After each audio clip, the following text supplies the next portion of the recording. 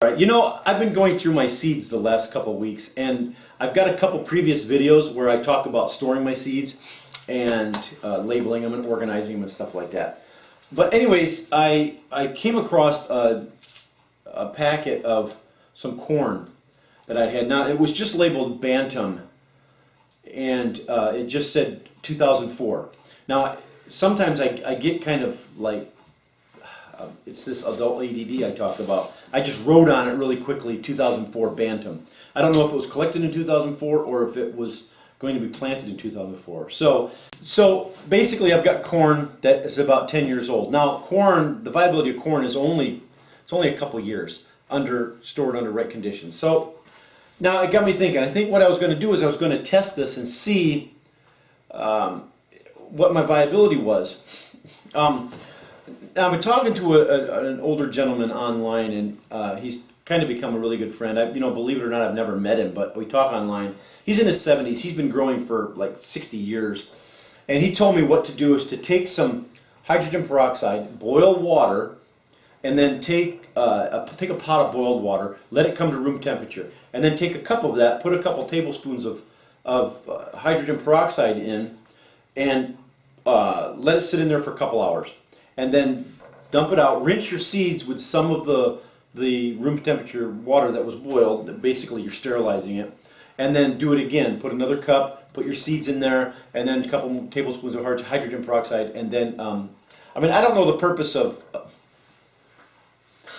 I'm distracted by birds, they're flying by the window. I don't know the purpose of doing it twice, or, the hydrogen peroxide. Anyways, he said just do that, and then rinse them really good with the water, the clean water, and then plant them. Now, I'm not really sure about the hydrogen peroxide reason behind it. It's going to kill, I don't know, bacteria, pathogens. I'm not sure exactly what the whole purpose is. So I opted not to do that. And I think the reason is because I think people get really tweaky. Now, I do store some of my popcorn and the corn, like the dent corn, that I'm not going to use because I'm not a big corn grower.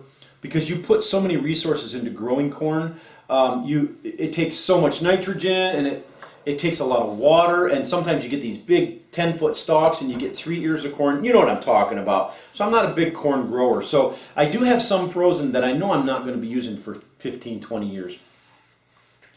Like some Blue Hopi and some other popcorn and stuff like that. So I'll just freeze that. Now I know that there are some seeds that you can freeze and some you can't. I remember years ago when I was first starting to think about freezing seeds, and I had some parsley, and parsley doesn't last very long. The seeds don't, they're not very viable for a long time. So I decided to freeze them, and I put them in the freezer, and then about 2 years later I took them out, and then I tried to grow them, and I planted like 50 seeds and nothing came up. So I think that it's a crapshoot, and there are lists of seeds that freeze well and some that don't, but I've never been a strong proponent of freezing seeds because, in my opinion, the two major problems with seeds in storage are humidity and heat.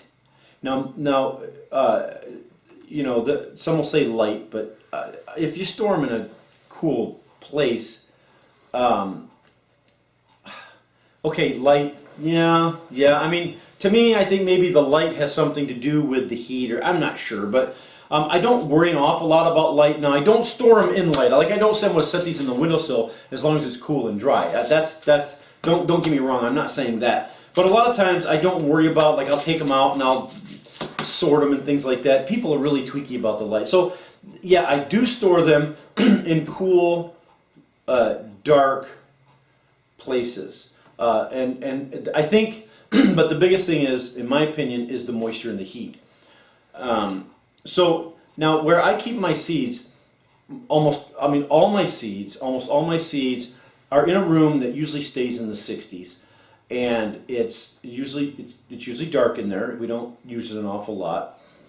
And it's very dry. Here in Southern Oregon, it's really dry in the summer. And in the wintertime, we use a wood stove. And so the humidity level in the house is fairly low. We keep a pot on the stove to keep the humidity up a little bit, but not. And in the back room where I store these, the humidity really doesn't reach back there. So it's a pretty low humidity back there. So I'm really not too concerned about my seeds. I think that when you store your seeds, the temperature should be consistent.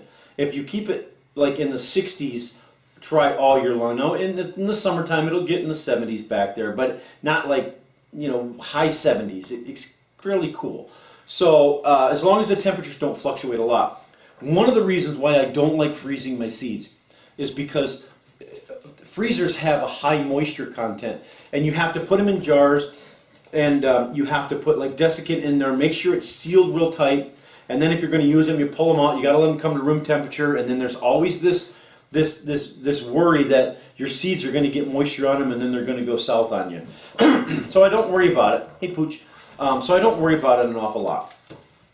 And I think the refrigerator is even worse because the door is always opening and shutting and opening and shutting. But I know there are going to be people that are going to flame me on this because they're going to say, as long as it's really tight and as long as...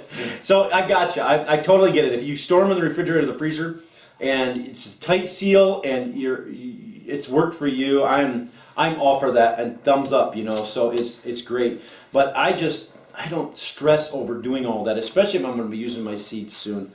So anyways, 10-year-old seeds.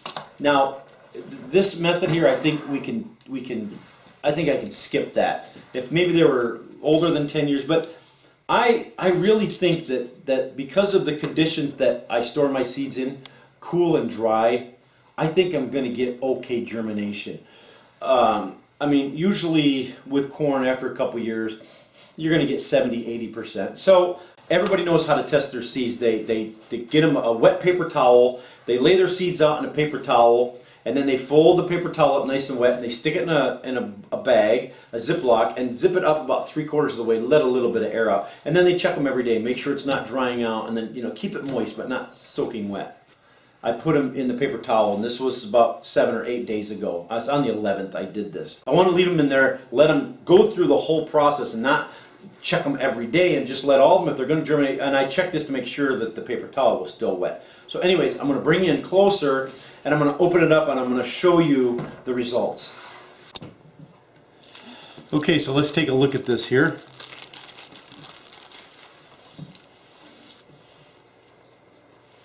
Alright, you can see there's black growing on here. Looks like a lot of mold. Okay. Alright, it looks like 1, 2, 3, 4, 5, 6, 7, and what the crap, I'm missing one.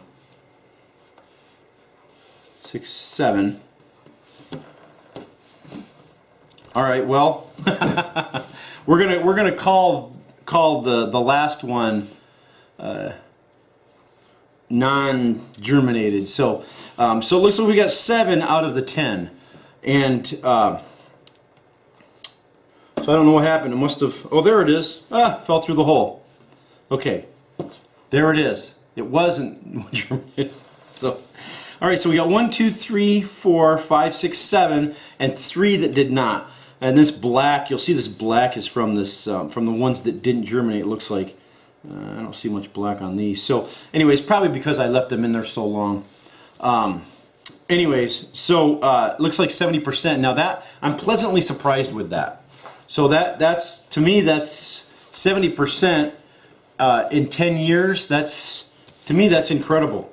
So yeah, there we go. There's my results from 10-year-old corn seed.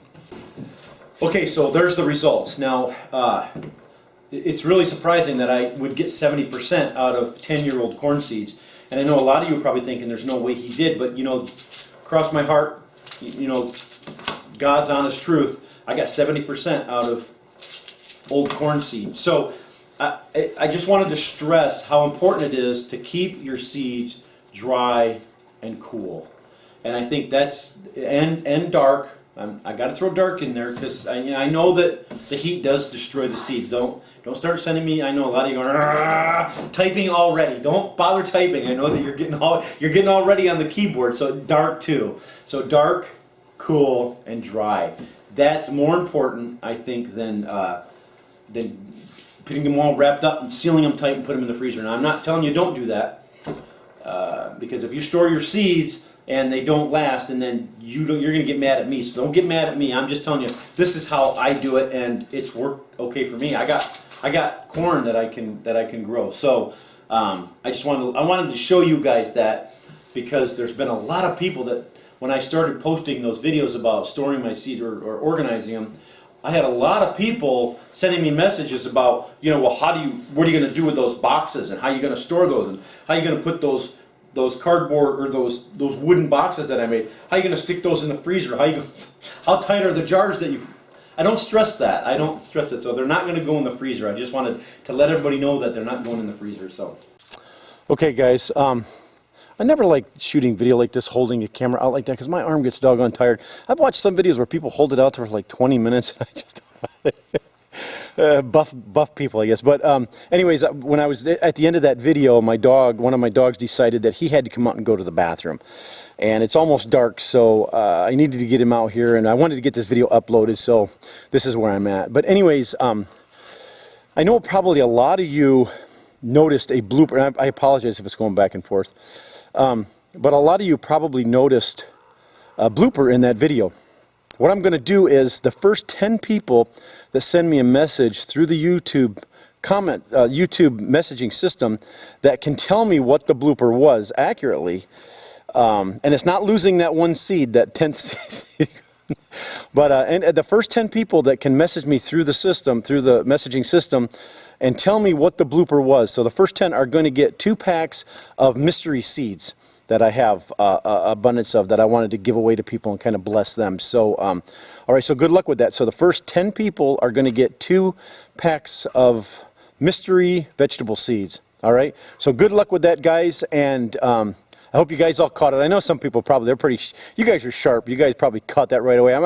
I get people send me notes on bloopers that I didn't even know existed. So, so all right. So good luck with that, guys, and thanks for watching. We'll catch you later.